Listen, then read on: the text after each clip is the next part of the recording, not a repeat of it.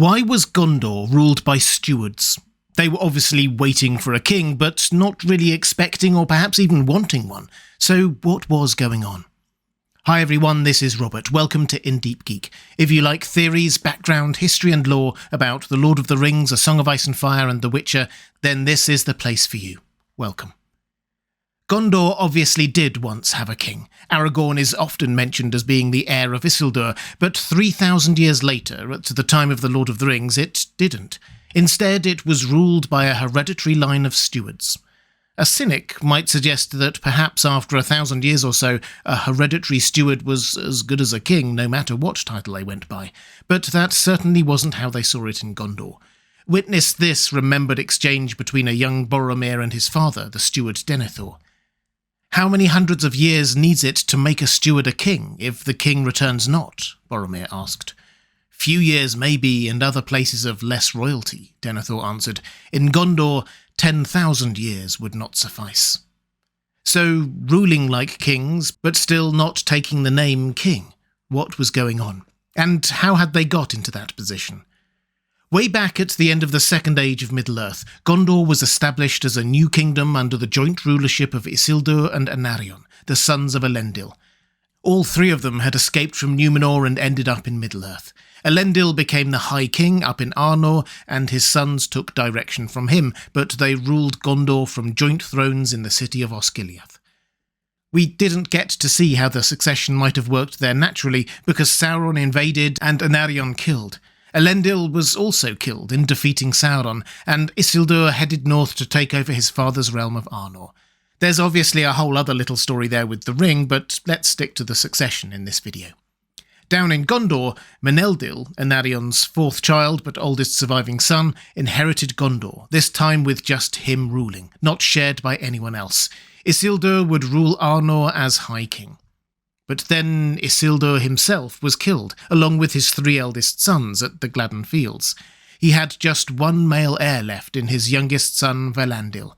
Valandil had been kept safe in Rivendell through that conflict, so now inherited with his mother as regent.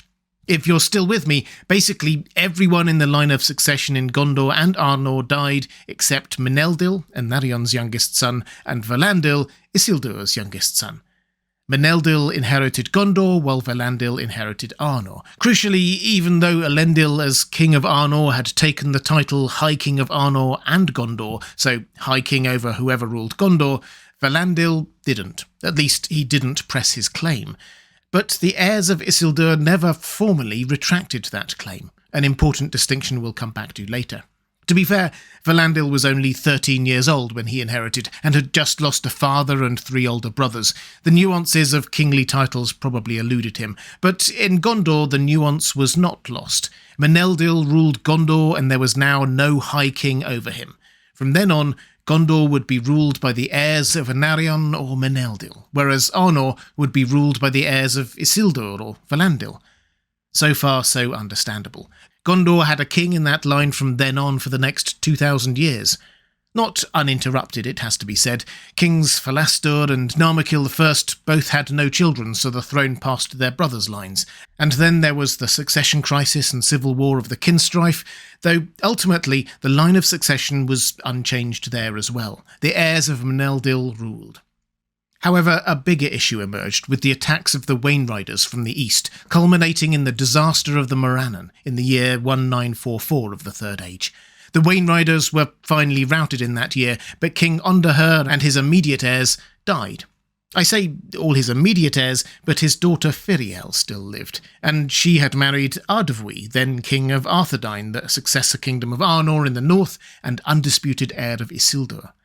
Ardovwy thought, for understandable reasons, that he had a good claim to Gondor as well now, but that claim was rejected by the Steward of Gondor and the Council of Gondor. Instead, they gave the crown to Eärnil, a distant relative of the dead king, still in the line of Meneldil, but distant.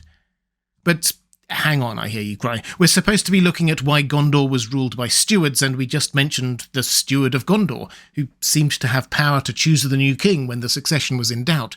What's that all about? Well, yes, the title Steward of Gondor was well established by this point. They were the chief counsellor to the king, a prime minister of sorts, or a hand of the king if you prefer, and they were independent. They were chosen each time to be a wise old head, not heading off into battle or even permitted to leave the land. And crucially, they were never from the royal family, so no one could ever try to get them to get the throne. The stewards at this time, because of those inbuilt assurances of age and birth, were granted significant powers, not just supervising the king's estates and the like. While the king was away, they ruled in his stead, and as we've seen, if there was an unclear line of succession, they would lead the decision-making process to decide on the next king. Of course, the pool of people who could fulfill this role was actually quite limited each time, and by around the 1600s of the Third Age, the kings found themselves choosing from the same family each time, the descendants of Hurin of Emin Arnen. It wasn't a hereditary post, but a family-held role, and that family, though not royal, retained some royal blood from earlier generations. It was only with the death of King Onderher that we talked about earlier, and the succession crisis that followed, that the role of steward became actually properly hereditary. And it was only the next generation after that it became even more powerful. The new king of Gondor, appointed after Onderher and his heirs died, was Eärnil II, and his son Eärnur. If you vaguely recognise the name Eärnur, it may be because he played a bit part in another part of Middle-earth history, in the north. When the Witch King was finally vanquished from the north, and Glorfindel gave that prophecy or word of foresight about his doom coming not from the hand of man, that was immediately after the Witch King had charged at Eärnur and laughed at him when his horse bolted. Eärnur clearly returned to Gondor feeling more than a little humiliated by this, and the Witch King knew it. He challenged him to single combat in Minas Morgul. Single combat against the Witch King was a pretty stupid idea to start with. Then add in it being in Minas Morgul, the Witch King's home base, and Glorfindel's warning about not by the hand of man, etc. It would be sheer folly to accept. And so Eärnur did refuse. But when the challenge was issued a second time, he took off his crown, laid it on the tomb of his father in Minas Tirith, and headed to Minas Morgul with only a small honour guard. Suffice to say, he was never seen from again. Which created another succession crisis, because Eärnur left no obvious heir, and, just as importantly, no one knew for sure that he was dead. Perhaps he'd just been captured. The steward at the time, Mardil Voronwe, decided not to elect a new king, and as was his constitutional role, he ruled in the king's absence before passing that rule on to his son. Of course, after a while it became apparent that Eärnur wouldn't return, but who would be king instead? The learned of Minas Tirith were very wary of another internecine struggle like the Kinstrife years earlier, so didn't want to appoint another distant relative only to find out Eärnur was alive, or survived somehow and had children. And although the heirs of the Northern Kingdom might have a claim, that had been rejected a while ago, and the Northern Kingdom was no more in any case. So they let the situation just drag on. The early ruling stewards sometimes come in for criticism for wanting to hold on to power for themselves, and there surely was more than an element of that in their decision to hold on to power for themselves, but we do have to acknowledge that there wasn't an obvious successor at that moment in time. The stewards, each generation after generation, took office with an oath to hold the rod and rule in the name of the king until he shall return. They'd left the crown where it had been left on the old king's tomb, sat on a chair at the foot of the throne rather than on the throne itself, and many more symbols to make it obvious, if only in a ceremonial way, that they weren't kings, just waiting for the returning king. But make no mistake, they ruled as kings. And the people didn't seem to object. Some of them still looked out for this legendary returning king, as Tolkien writes in the appendices. Many in Gondor still believed that a king would indeed return in some time to come, and some remembered the ancient line of the north, which it was rumoured still lived on in the shadows.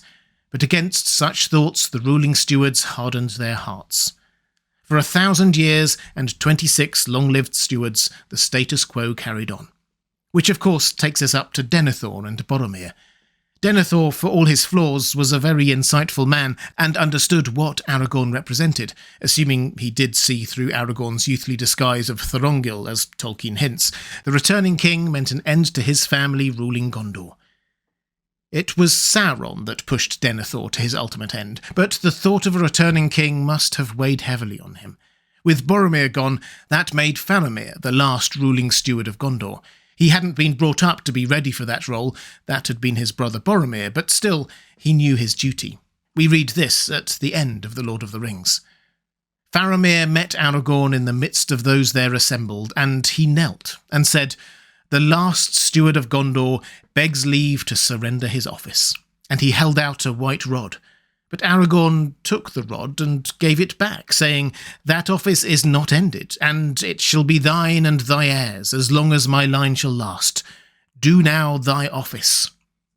Then Faramir stood up and spoke in a clear voice, "Men of Gondor, hear now the steward of this realm. Behold, one has come to claim the kingship again, at last. Here is Aragorn, son of Arathorn, chieftain of the Dunedain of Arnor, captain of the host of the west, bearer of the Star of the North, wielder of the sword reforged, victorious in battle, whose hands bring healing, the Elfstone, Elessar of the line of Valandil, Isildur's son, Elendil's son, of Númenor.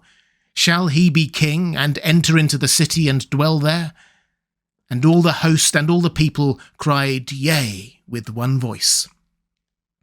I could talk for hours on all the symbolism in this speech, but at heart Aragorn reaffirms Faramir as steward and charges him to do his duty, which is, as per his oath of office, to hold rod and rule in the name of the king until he shall return. The king had now returned, and Faramir loudly proclaimed his credentials. Not just that he is of the line of Isildur and Elendil, so the true heir, but the victorious captain of the war they had just fought, and he had fulfilled the prophecy about the king having healing hands. Oh, and don't forget that genealogical nuance that via Firiel he was from the line of Meneldil as well, so from the line of Gondor's own kings. Basically, this is the king you have been waiting for. Of course, the people said, "Yea." The crown of Gondor's kings had been left lying on the tomb of Eärnil II 1,000 years earlier. Now Faramir took it and crowned Aragorn with it. Which makes Faramir, the character Tolkien once commented was most like him, the true steward of Gondor, the steward who fulfilled their oath, who relinquished ruling power with the return of the king. And recognising that, Aragorn did not end the line of stewards. The post continued, and it continued as a hereditary one to Faramir's heirs, returned to its original role as chief counsellor to the true king.